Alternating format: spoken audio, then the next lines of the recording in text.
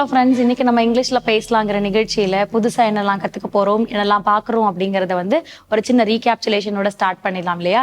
Recall அப்படிங்கிறது நம்ம என்ன பார்த்தோம் அப்படின்ற ஒரு நினைவூட்டலோட ஆரம்பிக்கும் போது இன்னைக்கான சென்டென்ஸ்க்கு கொஞ்சம் ஈஸியா இருக்கும் இல்லையா? ஸோ நம்ம என்ன பத்தி பார்த்துட்டு இருக்கோம்? காலங்கள், அதாவது டென்சஸ் அப்படிங்கிறது. ஸோ இந்த டென்சஸ்ங்கிறது எல்லாருக்குமே ரொம்ப உபயோகமான ஒரு விஷயம். சின்ன குழந்தையில இருந்து பெரியவங்க வர.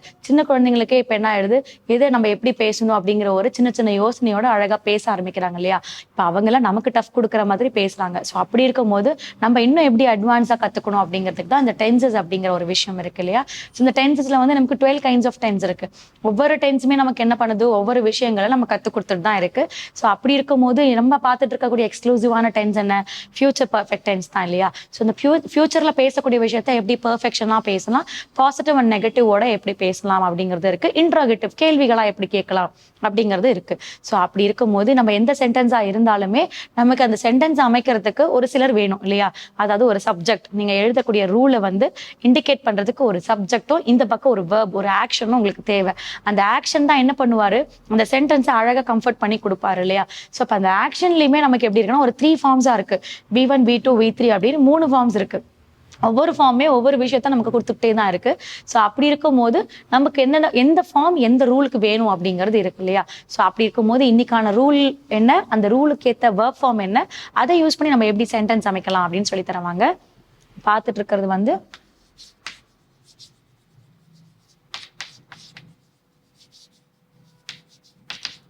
Future perfect tense. இதுல positive sentence,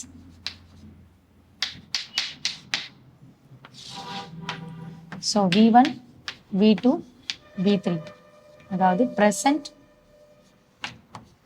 past, past participle. So 3 விஷயங்கள். இன்னைக்கான வேர்ப் ஃபார்ம் என்னன்னா டீச். ஸோ டீச் அப்படின்னு வரும்போது கற்பிக்கின்றன. ஸோ நம்ம டீச்சுக்கு சொல்லியாச்சு. இதுக்கப்புறம் V2, V3ங்கிறது டாட். ரெண்டுத்துக்குமே சேர்த்து என்ன சொல்றாங்கன்னா டாட் அப்படிங்கிறதா. ஸோ இதை டாட் அப்படிங்கிறதா சொல்லணும். TAU சேர்ந்து இருக்கு. ஸோ ஏவோட சவுண்ட் அ, யூவோட சவுண்ட் இல்லையா? அப்ப ரெண்டுமே சேர்ந்து வரும்போது ட அப்படிங்கறத நம்ம சொல்ற மாதிரி இருக்கும். அப்ப டாட் அப்படிங்கறது என்ன சொன்னோம்னா கற்பித்தார்.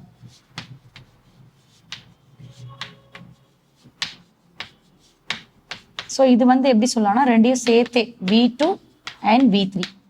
ஸோ கற்பிக்கின்றன, கற்பித்தார். டீச், டாட், டாட் அப்படிங்கிறத சொல்லுவாங்க. அப்போ நமக்கு என்ன ஆயிடுச்சு, வேர்ப் ஃபார்ம் ரெடி. ஸோ இந்த வேர்ப் வச்சு நம்ம என்ன பண்ண போறோம், சென்டென்ஸ் எழுத போறோம். அதுக்கு யார் வேணும், சப்ஜெக்ட் வேணும். அதாவது I, we, you, he, she, they, it. So இவங்கெல்லாம் நமக்கு சப்ஜெக்ட் ரோல்ல இருக்காங்க. அண்ட் தென் ஃபியூச்சர் பர்ஃபெக்ட் டென்ஸுக்கான ரூல் நமக்கு will have plus V3. So ஒரு ரூலுக்கும், அதாவது ஒரு டென்ஸுக்கும் ஒரு வேர்ப் ஃபார்ம் சூட்டபிளா இருக்கணும்னு சொல்லியிருக்கேன் இல்லையா? ஸோ அப்போ ஃபியூச்சர் பர்ஃபெக்ட் டென்ஸ்ன்னும் போது V3 ஃபார்ம், அதாவது பாஸ்ட் பார்ட்டிசிபிள் அப்படிங்கிற ஃபார்ம் தான் இதுக்கு சூட்டபிளா இருக்கும். அப்போ நமக்கு என்ன செட் ஆயிடுச்சு, ரூல் செட் ஆயிடுச்சு. ஸோ அப்போ என்ன பண்றாங்க, subject. So he will have taught. So அப்போ அவங்க என்ன பண்ணியிருப்பாங்க, ஸோ அவன் அப்படின்னு சொல்லலாம், இல்லை அவர்னு சொல்லலாம்.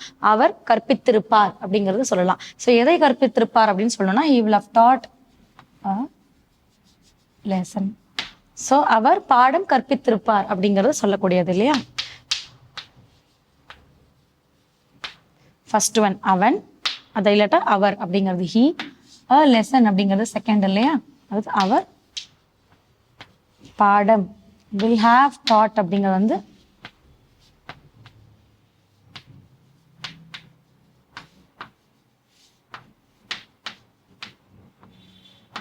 ஸோ கற்பித்திருப்பார் அப்படின்னு சொல்றோம். அப்போ இதுதான் என்ன வரும், தேர்ட் ஃபார்ம்ல வரும். So he will have taught a lesson அப்படிங்கிறது. ஸோ இதை வந்து நம்ம ஜென்ரலாகவே நிறைய இடங்கள்ல பேசலாம். ஒரு டீச்சர் தான் டீச் பண்ணுவாங்கன்னு கிடையாது. பெரியவங்க எல்லாருமே ஒரு சின்ன சின்ன விஷயங்கள் நமக்கு சொல்லி கொடுத்துட்டே தான் இருப்பாங்க இல்லையா? எல்லாருமே சின்ன குழந்தை கூட ஒரு சின்ன கர்ட்டசியான ஒரு விஷயங்கள் நமக்கு சொல்லி கொடுப்பாங்க. ஸோ அப்போ அதுல இருந்து நம்ம என்ன பண்ணலாம், ஒரு விஷயத்த கத்துக்கிறோம் அப்படிங்கிறது தான் லெசனுங்கிறது. Which is not indicate of நம்ம டெக்ஸ்ட் புக்ல இருக்கக்கூடிய லெசன்ஸ் அப்படின்னு கிடையாது. ஸோ எல்லாத்துல இருந்தும் ஒரு சின்ன சின்ன விஷயங்கள் நம்ம கத்துப்போம். நம்மளே பேசும்போது திஸ் இஸ் a லெசன் அப்படின்னு சொல்லுவாங்க இல்லையா? ஸோ அந்த மாதிரி தான் என்ன சொல்றது, லெசன் அப்படிங்கிறது இருக்கு. நீங்க வேற ஏதாவது கூட எடுத்துக்கலாம். he will have taught a story, he will have taught a novel to write. So அவங்க நாவல் எப்படி எழுதலாம்னு எனக்கு சொல்லி கொடுத்தார்கள். ஸோ அந்த மாதிரிலாம் கூட நம்ம என்ன பண்ணலாம், மேக் பண்ண ஆரம்பிக்கலாம். இந்த இடத்துல he அப்படிங்கறதான் யூஸ் பண்ணணும்னு கிடையாது. இதுக்கு பதில் நம்ம என்ன பண்ணலாம், நேமிங்ஸும் யூஸ் பண்ணலாம்.